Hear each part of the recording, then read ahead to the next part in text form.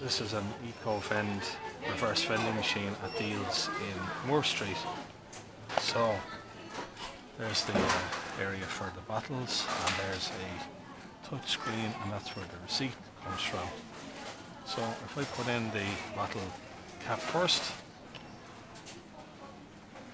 nothing seems to happen. Put it in again. No, that's a small bottle. We'll try a big bottle now. Pepsi bottle, 2 litre. Now, nothing seems to be happening. We'll just turn it around. Put it in again.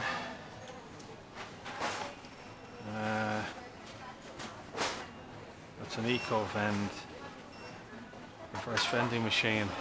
Looks like touchscreen interaction is needed to begin the process. So that's not accessible.